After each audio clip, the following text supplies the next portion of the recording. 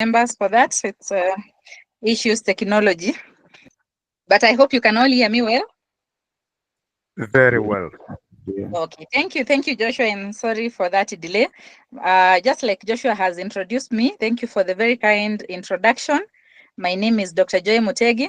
I'm a university lecturer at the Multimedia University of Kenya. I'm happy to have you today. Most welcome to this International Day of Mathematics, where we will be spending time together. And we will be discussing a very interesting topic, which we are calling From Equations to Ethics. And we are actually exploring the power of mathematical thinking in our everyday life. Now, we may want to ask ourselves, what is the relationship between mathematics and ethics? That was a very interesting topic that Joshua chose for us. And I'm sure many of us, probably who are not mathematicians, are wondering, what is the relationship between mathematics and ethics? Yeah, because most people see mathematics as a study of numbers, equations, and abstract theories. But as a matter of fact, mathematics is a very, very powerful tool, which actually goes beyond the classroom because it influences how we reason, how we make decisions, and even how we define what is fair and ethical in our society. Mathematics helps us to live responsibly, like Joshua told us earlier, and it actually relies on principles of consistency, balance, and proofs.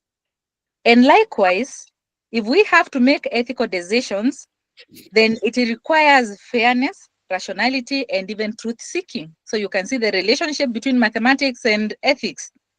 So in mathematical thinking, it's not just about solving equations and getting the X and the Y. It is also about helping us to shape a just and an ethical world. So I would like us to compare mathematics and ethics, and I will be looking at a few points on the same. One, I would like us to look at the logic of mathematics vis-a-vis the logic of ethical reasoning. So we realize that at the core of both mathematics and ethics lies logic. In both cases, logic is a must. And of course, we define logic as the ability to think clearly and rationally. Now, those who are mathematicians in the room, you know, we say that if A is equals to B and B is equals to C, then using mathematical logic, it goes without saying that A is equals to C. We call this the transitive property of equality. Now, the same applies even in ethics. If we say that honesty builds trust and trust strengthens relationships, then it is true to say that honesty strengthens relationships. The same thing we say in mathematical reasoning and logic. So in both of these disciplines, we require consistency. And you realize that if we reject contradictions in mathematical proofs, then we should also be able to reject them in moral reasoning. For instance, if lying is wrong for others, it should also be wrong for us. We should not be telling others it is wrong to lie, and then we are lying. Because in that case, we will be contradicting ourselves. So mathematical thinking teaches us how to question assumptions and ensure that our reasoning is sound. And that's also a principle that is very, very essential in making just and fair decisions. The next comparison is in terms of fairness and proportionality, what I refer to as mathematics of justice. You realize that in our society today, one of our greatest ethical challenges is unfairness. Whether it is in resource allocation, whether it is in salaries, in taxation, in social justice, we see a lot of unfairness. And mathematics provides principles that help us in measuring fairness through proportionality. Because in mathematics, we say that proportions help us to maintain balance. Take a practical case. If three people are working together, but they are contributing unequally, so should they receive the same salary? In mathematics, we use what we call the weighted averages. Likewise, fairness requires that we consider different levels of contribution in rewarding. But look at what is happening in our society today. You find that those people who work the least actually earn the highest salaries. Those people who work throughout day and night, have very little to take home. So the question is, what is the fairness? What is the justice in doing that? It is important that we use mathematics to maintain, we use proportionality in order to maintain balance and fairness and justice in our society. Those who are in pure mathematics, you know game theory. I love game theory because it is the mathematical study of decision making. And actually, it shows that if we make selfish choices, it often leads to worse outcomes for everybody, not just one person, but for everybody. Likewise, in ethical decision making, for instance, if we take a case of fair competition in business, or it can even be unfair competition in business, if it is fair resource allocation for the vulnerable, equal education opportunities, work opportunities, they will follow the same principle. We realize that when we use fairness, this leads to better results as compared to exploitation. And therefore, by applying mathematical fairness, societies can create policies that lead to fair wages, that lead to ethical trade systems, and ethical living, even within our society. So you can see the relationship between the two. Another relationship that I will cite is probability, risk, and moral responsibility.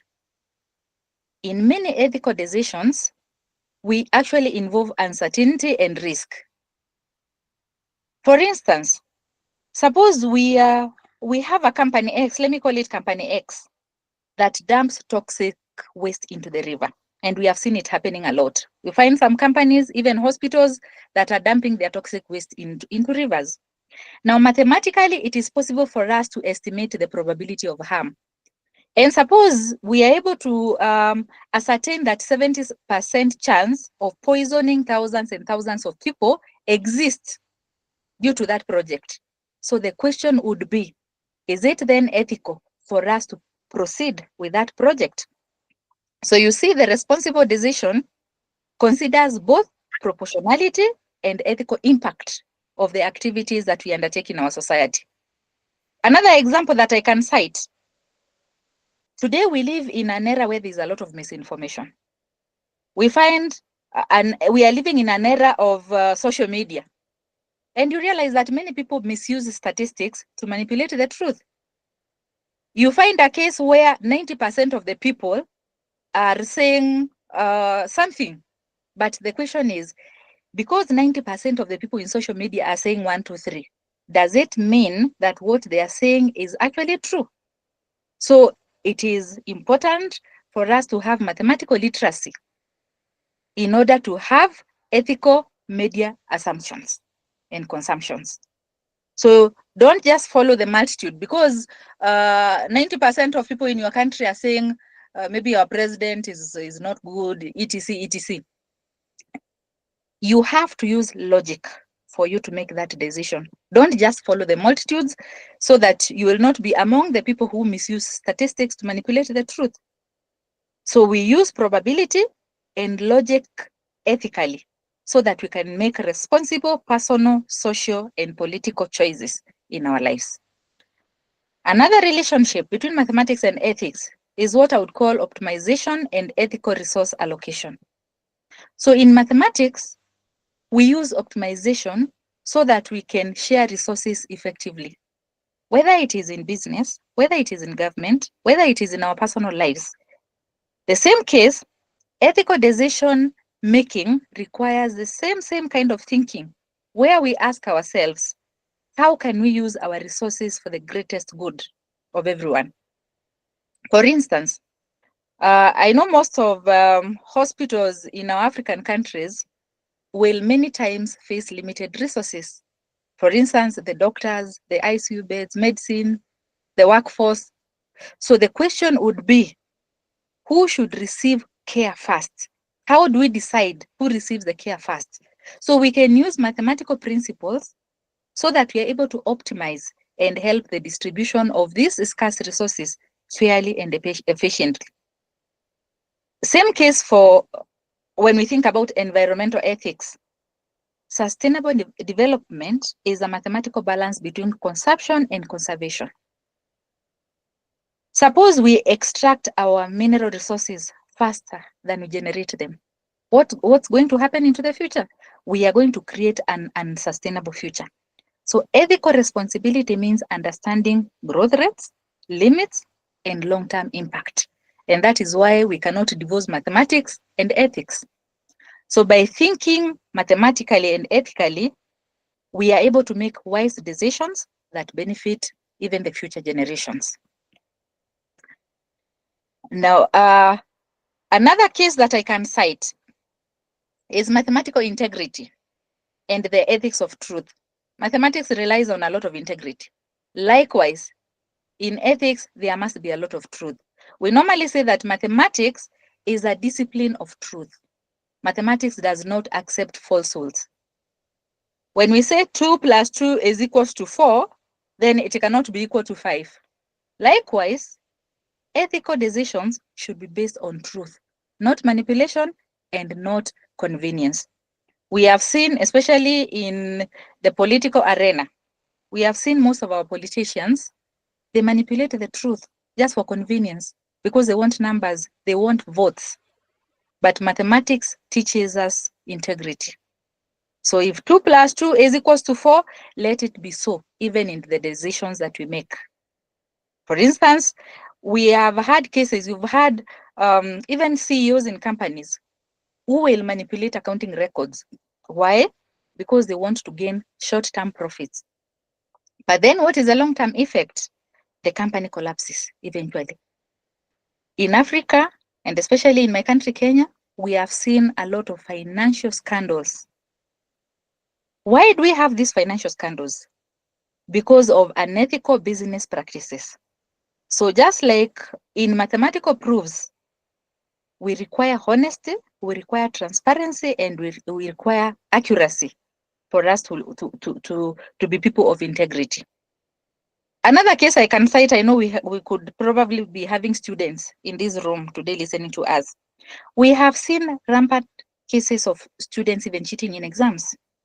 Yes, they may pass the exams, but what happens to their knowledge? It is weak. Imagine of that student who has trained as a doctor, who stole all the exams, passed very well, then goes to the theater to operate on a patient. You know the results we are going to have. Why? Because this person lacked integrity. So ethical living requires long-term thinking, just like in mathematics. We normally say in mathematics, a faulty equation will lead eventually to a wrong answer. Same case, dishonesty eventually leads to broken trust as well as very, very dangerous outcomes in the society. So mathematical truth teaches us that those small, small falsehoods eventually accumulate, whether it is in relationships, whether it is in politics, whether it is in finance, whether it is in our families, those small, small falsehoods eventually accumulate and lead to disaster. So a society that is built on lies definitely collapses. Just like a house built using faulty mathematical calculations will fall. Likewise, when we are living in a society that we build on lies. I want to make my conclusion because I think I'm almost up on the time that I was given. And I want to say, You know, if you have some time, you just okay, come down. If you have some time, you still have 10 minutes. so Yes. thank you, Geoffrey. So in my conclusion, I'll just want to echo the points that I've mentioned, and I'm calling it the equation of an ethical life. So if you want to have that equation of an ethical life, one, notice that mathematics and ethics shares a common foundation, and this foundation is logic, fairness, truth, and responsibility. So as mathematicians, we should not just be very good with numbers and with equations, and then on the other side, we are the most unethical people. No, the two should go together. Why? Because mathematics and ethics have a common background, which we are calling logic. And it is logic of fairness, truth, and responsibility. Number two, we have said that logical reasoning prevents contradictions in both equations and moral decisions. Not just in classroom, But even outside the classroom, as mathematicians, we need to avoid contradictions in our lives, in the way we live. When people look at us, we should not be telling people this, and then as mathematicians, we are doing the other. Number 3, we have talked of fairness and proportionality to ensure just outcomes. And this applies whether in family, whether in finance, whether in law, whether in personal relationships, whether in governance. It is important for us as mathematicians to practice fairness and proportionality so that we can have just outcomes. We can have fair outcomes in everything that we do. Number 4, we have mentioned risk analysis and probability to guide responsible and logical decision making. And more so when we have uncertain situations. Like when we are dealing with when we are in political seasons, sometimes there are some decisions that are very uncertain. We are not sure which way to go. Sometimes we don't know whether to go for A, whether to go for person B. And that is where we are being called upon as mathematicians to use logic. First of all, do a risk analysis. Look at the probabilities and use numbers to guide responsible and logical decision making. Don't just sit when politicians are killing our countries, they are killing our economy. Then as mathematicians, we are just quiet. We have a responsibility. Number 5, we have talked of optimization, and we have said that this helps us in resource allocation, which should be equitable and should also be ethical. So we should be on the forefront as mathematicians to ensure that this happens in all the sectors of the society. Then mathematical integrity has reminded us that truth is non-negotiable. Truth is not truth for person A, but it is the other way around. We turn the other way around for person B. When it is truth, it is truth. And we should not negotiate about the truth, regardless of the circumstances. And then finally, if we embrace mathematical thinking in ethical decision making, be sure we are going to create a more just, fair, and responsible world. So I want to leave you with that. There is a lot that we can say, but probably time may not be on our side. So I will say thank you for listening to me, and may we all apply the precision of mathematics to the ethics of our everyday life. So thank you, members. Thank you so much for listening to me, and have a great International Day of Mathematics. Asanteni sana. Oh, wow, wow, wow. Please, can you Asante. just give a wonderful reaction? Wonderful reaction, please. Wow, this is mind blowing. This is mind blowing. As mathematicians, we have a responsibility. Okay, let's use this next 5 minutes. If you have a question, please. Okay, I think at this point, if you have a question, can you kindly raise up your hands so that maybe you direct the question to the first speaker before we move to the next speaker, please. Thank you.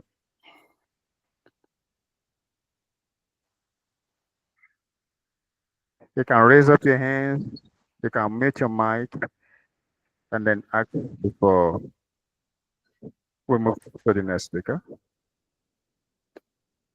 Okay, yes, go ahead. Nelson, I Yeah, can see no, you. Good. it's more of a compliment, actually. Oh, wonderful. We live in the times of artificial intelligence right now, and much of what we are seeing as output whenever we send a request to any of these artificial intelligence applications, for example, use logic and equations to give us results whenever we ask those questions. And in logic, for example, yeah, there is so much that is derived from mathematics, so that every statement that we can make, I was imagining, can actually also be made in mathematics out of my experience. For example, we can define a man or a father, for that matter, using mathematics. We can define a mother using mathematics. We can define responsibility using mathematics. We can define being using mathematics. And when we do that, life becomes easy. So really, I think that is a real good input on the behalf of my friend Joy, that we can now think mathematically to make life easier, balanced, enjoyable, ethical for everybody on earth. Thank you very much, everybody. Thank you, Joy. Thank you so much for your contribution. Thank you. This is mind-blowing. Wonderful. Thank you. Wow. Sure. Thank you, Mr. Nelson Mapema. That's my colleague. He's a lecturer. He's in ICT, and I'm really happy because you can see the collaboration that mathematicians can have with other disciplines. Thank you very much, even for joining our meeting. Like Mr. Joshua told us, it's not just for mathematicians. Anybody is welcome for this meeting and can have a contribution. So thank you all. Very true. Thank you so much. Mr. Mbeppe Nelson, I think I will be reaching out to you. We can kindly, I don't know. Okay, I will do so through Dr. Joy. Okay, thank you. At this point, we'll be calling on the next speaker, who's, I'm afraid to introduce myself. All right, our next speaker is Professor Jayola Temitope Bolaham. He's a professor of mathematics, a researcher, an academic coach. He's a renowned mathematician with expertise in pure mathematical science, algebra and application, and neurosophic science. He is the third occupier of Pastor E.A. Adeboye Professorial Chair of Mathematics at the University of Lagos since 2024, and his tenure will be expiring in 2026. He's the editor-in-chief of International Journal of Mathematical Sciences and Optimization. He's the head of the Nigerian branch of Neurosophic Science International Association, NSIA, University of New Mexico, USA. He has published over 90 plus journal articles. He has authored books and has contributed to academic research. He's a member of Nigerian Mathematical Society, African Mathematical Union, and American Mathematical Society, AMS. He is the recipient of prestigious International Mathematical Union Awards, MIU, including the ICM Award 2010 and Chess Grant 2022. He is a fellow of the Nigerian Young Academy. He is committed to mentoring scholars, advancing research, and fostering academic excellence. Please, I want us all to welcome Prof to this moment. Prof, you're highly welcome. Thank you so much. Good evening to everyone. I hope you can hear me loud and clear. Yes, we can hear you, Prof. And you can see my screen. Yes, not we can. yet. Okay. Okay, is it from? Okay, You yeah, see we my can screen yeah, now? Yes, I can Yes, see we it. can. Yes, we can. All right, thank you so much. So once again, I want to. We are still seeing the old screen, please. This is the old slide. Okay. Those like, don't you like it like that? No, it's okay. I think it's only the slide. It's okay. Okay. Yes, sir. It's Thank okay. you. All right. So let me wish each and every one of us a happy International Mathematics Day. Permit me to stand on the existing protocol. The founder, Real Life Mathematics and convener, and the first lecturer that just spoke, Dr. Joy. Thank you so much for that lecture. I'll be speaking on the theme of today's celebration, which is tagged Mathematical Thinking for Responsible Living. Dr. George has been able to delve into some of the things, but I will be looking at taking a more broader look. Today is the 14th of March 2025. We gather to celebrate the International Day of Mathematics, a day dedicated to recognition recognizing the beauty and power and importance of mathematics in human life. We also need to note that today is also regarded as the Pi Day, because the first 3 digits in the Pi number, 3.1415 now and so on, are 3 and 14. Interestingly, the prime factorization of this year, 2025, can be written as 1 times 3 raised to power 4 times 5 square, which portrays the digits 1, 3, and 4. So we can even call this year a Pi year. If you call it a Pi year, you're definitely not mistaken. This year, we want to focus on the theme that resonates deeply with current global challenges, mathematics thinking for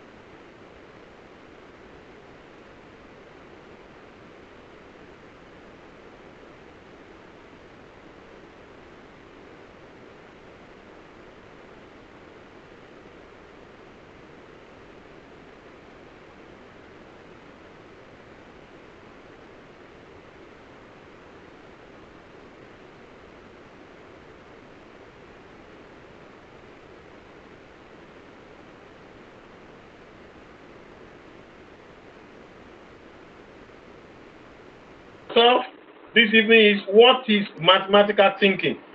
What is mathematical thinking?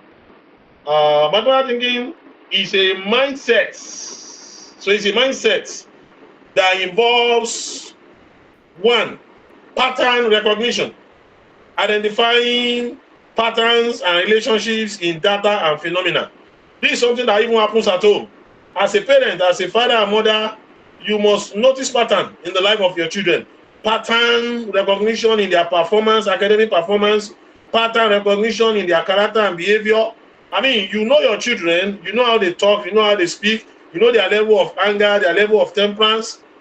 So when your child goes to school and comes back and he or she begins to say some kinds of words, use some kind of slangs, you begin to wonder, where did this child, boy or girl, get this from? So it shows that as a mother, as a father, you are mathematically thinking. You are able to identify pattern record, that is pattern recognition. So you can see that even in raising a family, a home, you need to understand pattern. Even between in marriage, between a couple, a husband and wife, you should know pattern. You can talk of a pattern of love, pattern. I mean, there are so many things very deep, but because of time. Another one is logical reasoning, using logic to analyze problems and draw conclusion. A couple, for instance, they think together. They are supposed to reason together. But, I mean, as a partner in marriage, you should be able to sense when your partner is telling lies. You should be able to detect. In fact, you should be a lie detector for your partner. A point comes in your life as a couple whereby, as a woman or as a man, you will know when your partner is telling a lie. It's not telling you the whole truth on the matter. That tells you that mathematically thinking, you've been able to study your partner. Quantitative analysis, measuring, estimating, and interpreting numerical information. At home, as a mother, you should be able to do a quantitative analysis of the eating habit of your children, okay, and things like that. As a father, you should be able to know, do a quantitative analysis of your family, how much you need per month and things like that. Problem solving, that's another mathematical thinking. Breaking down complex problems into manageable parts and finding solutions. These are strategies that we all use in one way or the other in our lives that we need. Problem solving, breaking down complex problems. Critical thinking, evaluating evidence, questioning assumptions, and making informed decisions. As parents, I mean, at times children will come and they come with their, especially when they become youths, they come out of youthful exuberance, they think they can play on your intelligence. So as a parent, you have to be very critical in your thinking in order to know when your sons and daughters are telling you lies, especially the youths. They seem to be smarter than you, they think they are wiser than you. So you have to think critically. This way of thinking is not limited to mathematicians. It is a skill that everyone can develop and apply in daily life. Many of us, we've been using these things, okay? Pattern recognition, logical reasoning, quantitative analysis, problem solving, critical thinking, and we must use them the more. The second thing I like to talk about is mathematics and responsible living. Don't forget the theme of today's program. Responsible living means making choices that consider the long-term impact. I want us to take note of this one. Long-term impact on our air, on our planet, society, and future generation. Now, this is an area in which many of our politicians, especially in Africa, are guilty of. Many of them do not engage in responsible living. So as a mathematician, if you become a politician in your country, you must be able to demonstrate responsible living. How? Through long-term impact on your people. Any decision you are taking, any policy, any bill you are presenting in your parliamentary or House of Assembly, you must think of what is the long-term impact of such a policy on the society, the future generation. We all know that politicians generally are often very selfish. They only think of themselves, what they can get. But that shouldn't be the sense of reasoning of anyone who engages in mathematical thinking for responsible living. So how do you do mathematics and responsible living? A, sustainable resource management. Mathematics helps us to model and predict the consumption of natural resources like water, energy, food. So if not for sustainable resource management, many cities and towns would have been down with resources. So responsible living through mathematics helps us to be able to sustain resource management. For example, optimization algorithms can minimize waste and maximize efficiency in supply chains. B, climate change and environmental protection. Mathematical models are used to predict climate patterns, assess the impact of carbon emission, and design strategies for mitigation. Statistics, helps us understand the data behind global warming and advocate for evidence-based policies. The third one is financial literacy and ethical decision-making. Understanding percentages, interest rates, these are things that look very simple. And risk assessment empowers individuals to make responsible financial decisions. Game theory, this was mentioned by Dr. Joy, and probability can guide ethical choices in business and governance. D, health and well-being. Epidemiology relies on mathematical models to track and control the spread of diseases. We had this during the COVID, this came in during the COVID period. We also how scientists rose up, mathematicians rose up, started working on COVID in order to curb the spread. Data analysis helps us understand public health trends and allocate resources effectively. Now let's go on to real world examples. Let's look at some inspiring examples of mathematical thinking in action, okay, which led to responsible living. The Paris Agreement. Mathematical models were used to set global temperature targets and allocate carbon budgets.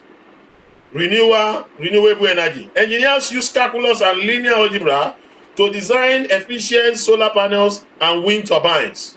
Poverty alleviation. Economists use statistics to identify trends and design programs that reduce inequality. Cultivating mathematical thinking in everyday life. Dr. George has said some things in this line. You don't need to be a mathematician to think mathematically. Here are some ways to apply mathematical thinking in your daily life. Budgeting, use arithmetic percentages to manage your finances responsibly. Time management, these are things that we should teach our children. At times our children come to us, pressure us to buy one thing or the other. But we let them know that, look, we have more pressing issues in the family. So still leave that for now.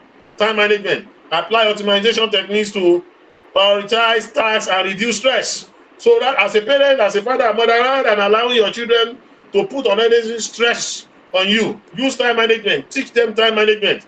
Let them know the reason why you can't attend to them on some matters at a particular moment in time. Let them know. Let them also know what is called time management. Data literacy. Learn to interpret graphs and statistics in news articles to make informed decisions. This applies to business people. If you are into entrepreneurship or you are a business person, You need it so much. Environmental awareness. Calculate your carbon footprint and explore ways to reduce this. 5, the role of education. To foster responsible living, we must integrate mathematical thinking into education at all levels. So this is for us who are teachers. We must get to a level whereby our mathematics must go beyond the bounds of our classrooms. It must go beyond equations. We must begin to make mathematics to be realistic in the life of our students. We must make them to think mathematically. How? Teaching students to think critically and solve real world problems. I mean, interact with them. Talk to them about some problems of the world. This will make students to listen to news. Most students don't even listen to the news. They tell you it's that mommy that are listening to it. They are not even concerned about what is going on in the country, in the society or community. I mean, this will make them to have interest, emphasizing the ethical implication of mathematical application. Dr. just spoke in this slide, encouraging interdisciplinary learning. So, as teachers of mathematics, I mean, you can even make students who have interest in other subjects. Let them know that physics, chemistry have relationship with mathematics, that mathematics is important in them. There shouldn't be unnecessary competition among teachers. Let them know that mathematics is the queen of all sciences. So they need it in physics. They need able to do well in their physics, in their economics, and some other subjects. So encouraging interdisciplinary learning, where mathematics is connected to science, economics, and social studies. Just for the sake of, so that we can have a good feel of this, let me please do an illustration with pi. We all know what pi is. It's a mathematical constant, one of the most important, famous, and fascinating number in mathematics. It's a universal symbol of beauty and mystery in mathematics, appearing in countless formulas, equations, applications across various fields. It represents the ratio. Now, this is really where I want to use. It represents the ratio of a circle circumference to its diameter, which is approximately 3.14159. And it continues infinitely without repetition. So mathematically, pi is circumference divided by diameter. Okay? No matter the size of the circle, this ratio always remains constant.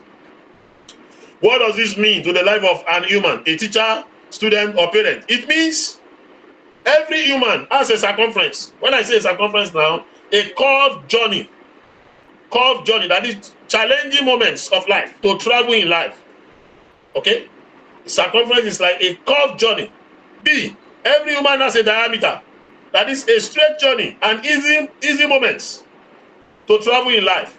Okay? So the question now is the ratio of our curved journeys by our straight journey. Ratio of our circumference of life to our diameter of life. The ability of an human to properly manage the circumference, that is circumstances of living, with the diameter favorable, okay, of living is the pi of the existence of that individual. So as an individual, your ability as an human to properly manage your circumference, that is circumstances, unfavorable situation of living, with your diameter, the favorable ones of living. Each and every one of us that is listening to this talk, if I begin to ask us questions, we have areas of our lives in which things seems to be very favorable. And we have some other areas of life in which things seems not to be favorable to us. So the question is, are we able to manage the two of them together? Are we able to run the two of them together? Just like the digits of the decimal parts of pi continue infinitely. So the decimal part of our pi, it continues. It's non-terminating. It's a non-terminating decimal, non-repetitive, non-terminating decimal. Continue infinitely without repeating. So must an human live life without giving up and with their hope that unfavorable circumstance won't repeat itself. Many have given up in life today. They have committed suicide. That shouldn't be our portion. Many today have even given up in life. Some have left school, some have abandoned studies, some have abandoned homes, some have abandoned marriages for one reason or the other. Why? Because they are not able to manage the circumference of their life, that is circumstances of life, with diameter, the favorable moments of their life. Okay? So, just like the digits of decimal part of pi continue, so there are two things about pi. The decimals continue infinitely. without repeating. So he's teaching us that look, life continues infinitely with the hope that unfavorable situations will not repeat themselves. E, pi is like a stool or a seat for comfort and alert. Here in Nigeria, I don't know other parts of Africa, in the kitchen, you hardly see a chair. What you see, I mean, in an average home, is a very small seat. In the southwest of Nigeria, where I come from, we call it apoti. I don't know what it's called in your own area. It's like a stool though stronger than a stool. Okay, it's very low. When you sit on it, when women sit on it, it keeps them alert. Alert in the sense that you can't really relax on it. It's strong, you can't really relax on it. Okay, so an human plans on how to move through circumstances. So when you look at the shape of pi, it's like a stool, a seat, something to sit on, and alert you. As an human, you must have plans on how to move through the circumference difficulties of life via diameter, the eases of life. So when you say you are pieing the universe of life, okay, for an human, is the understanding and the comprehension of the possible infinite, unending experiences of life. That is your ability to run from, to take yourself through A to E. Pi is an irrational number. That is, it cannot be expressed as a simple fraction, and its decimal representation never ends or repeats. This is just telling us that life might not be simple at times. So the best approximation, a common approximation we have for pi is 22/7. There are still some other better one, better approximation. Okay? But what we are saying is that pi itself is irrational. You can't write it is not equal to any simple fraction. It's just an approximation. So life might not be simple at times. So it's like you are saying that you may only be able to achieve some approximations in life while you look up to achieving the rest. Pi is transcendental.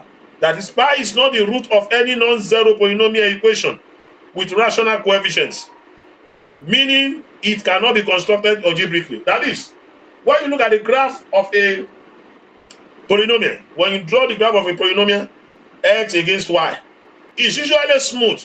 There are no points of discontinuity. There are no skips, no jumps. Why? Because it's a polynomial, it's algebraic. But pi is not the root of any non-zero polynomial equation. Life might not be algebraic at times. That is, because when you are solving, when you say you are finding the zero of a polynomial, the roots of a polynomial, it's like you are trying to find solution to a problem. So at times, a situation can be like a pi. You seem not to have a solution to it, but you seem to have something close to it. You don't give up in life. These are two very critical messages that pi is sending to us. So as we celebrate the International Day of Mathematics, let us remember that mathematics is not just an academic subject. It is a powerful tool for creating a better world. By embracing mathematical thinking, we can make informed, responsible decisions that benefit ourselves, our communities, and our planet. Let us commit to using mathematics as a force for good to solve challenges of today and build a sustainable future for tomorrow. Thank you so much. I wish you all once again happy International Day of Mathematics. Thank you so much. Thank you, Prof. Thank you so much. This is Thanks so much. Thank you so much, sir. Thank you, you. everyone. Thank you. Thank you. This is mind-blowing. Thank you so much, sir.